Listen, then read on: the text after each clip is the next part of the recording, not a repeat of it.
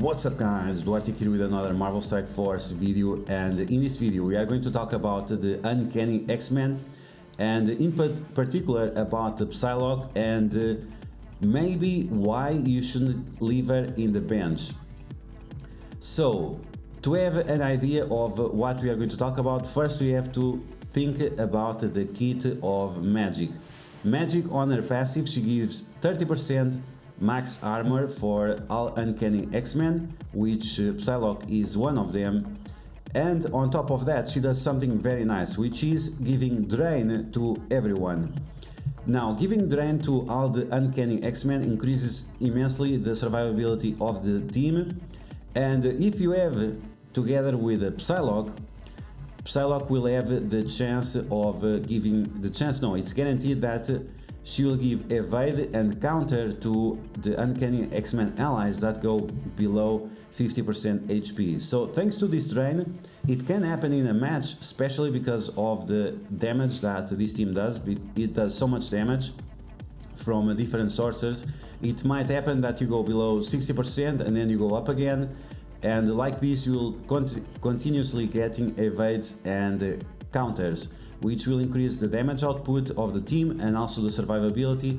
And from those counters you can also get drain, so it can happen that you going below 60% HP will activate the counter that puts you once again above the 50% HP, which is great. So thanks to this drain from Magik and also the additional armor, and the fact that now Colossus gives 30% more HP rather than 15%, that's going to increase the value of all Uncanny X-Men characters even without Phoenix. Okay, so we have Psylocke. She does piercing damage, and that's much better for the drain. You always do the maximum amount of drain.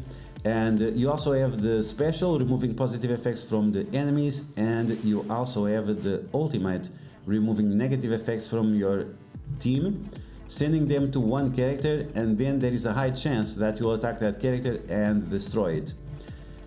Okay, so that's about Psylocke. With Storm, we have Storm giving assist and speed up to the entire team, so this will allow you to recover your cooldowns faster than the other team. She also can apply stun and slow to the enemy team and keep them there for a while, giving you extra benefit from all the speed up and assists, plus the counters, plus the evades and so on, making this team once again massive in terms because of the drain and so on. Then we have Cyclops. Now he gets his ultimate a lot faster because of the energy. If he's at max charge, he'll get 2 energy, and this happens every turn that he has 20 charges, which is massive. In terms of the special, I really wish that this special, because it's so expensive, 5 energy, I wish it would give 2 energy to 1 energy for 2 random allies. That would make this team really cool. But yeah, as you can see, tons and tons of damage output. We have lots of assists, lots of counters, we have the evades, we have the additional armor, we have the drain, so this team will have tons of sustainability. Okay, so on top of that we also have Colossus that he will be taunting a lot more because of Magik, and when he does the counters he also applies offense down. If he does assists, he also applies offense down to the enemies, and with the Cyclops we are getting tons of defense down on the enemies. So we are not only increasing our damage output with all these negative effects on the enemy team, we are also increasing our survivability with the offense downs. So as you can see, there is a lot of stuff going on with this team, and it can easily snowball because of all these things going on. So what are we going to do with the Uncanny X-Men? Should we use them on Alliance Wars offense, or should we use them on Alliance Wars defense?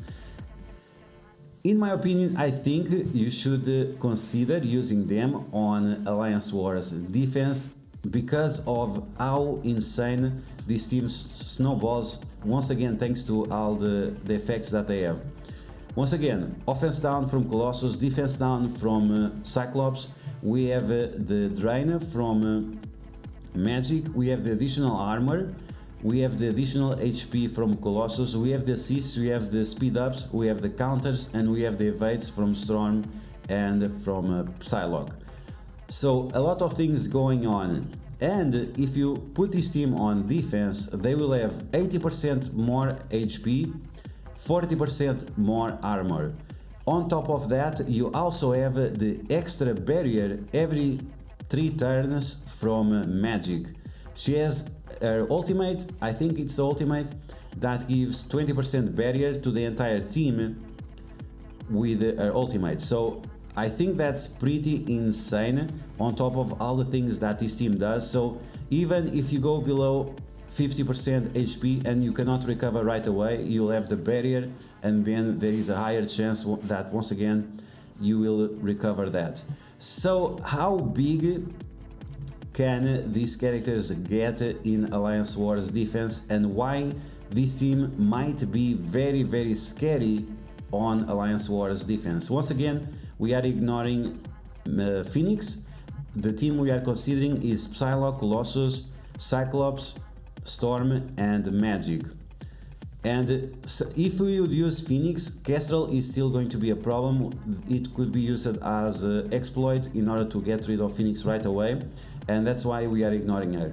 So, in terms of stats of the Uncanny X-Men team on Alliance Wars defense, and this is without ISO 8 buffs, and it's based on the stats that we have on msf.gg, Cyclops would have 850,000 HP with 18,000 armor, once again without any ISO 8 buffs. Then we would have Storm with 765,000 HP, almost 20,000 armor. Colossus at a crazy 980,000 HP, almost 45,000 armor. And Psylocke, the character that has no buffs, at 730,000 HP and almost 18,000 armor. So as you can see, the stats of this team in Alliance Wars defense is pretty insane. Once again, consider offense down to the enemies, defense down to the enemies, speed up for your team, assists all the time, counters all the time, evades all the time, insane damage output, and on top of that you have the 20% drain and the 20% barrier every 3 turns. The 20% barrier will result, we don't know exactly how much HP Magik will have, but we can assume that at least we'll get around 100,000 extra HP or 150,000, making some of these characters go beyond the 1 million damage in terms of health buffer. So yeah guys, I think this team is going to be pretty insane on Alliance Wars defense. Of course, many people will still use them on offense, they will be fine on offense. And of course, if you have some big Phoenix, it's something that you want to take advantage of. But once again, don't sleep on the Uncanny X-Men on defense, and definitely don't sleep on Psylocke. If you're ever at 4 red stars, 5, I would consider investing her a little bit if you can, otherwise that's fine, she will still do her things. But of course you really want to target for that gear tier 14 to get the additional buffs, and also the extra focus and resistance and armor and so on, to make the team so much better on Alliance Wars defense. So yeah guys, that's my take on the rework for the Uncanny X-Men, and if we should sleep on Psylocke or not. And you can still drop a Phoenix on any other team, she will still do fine, and she will still be great on Alliance Wars offense. Just drop her on any team, she's always good. So it's not like we are losing a lot by having her on other team and using this one on defense. Let me know in the comments below what you think about this theory crafting, and if you like the information, make sure you share it to your friends on Facebook and Discord. If you are new to my channel, make sure you subscribe for more Marvel Strike Force content, and I'll catch you guys later.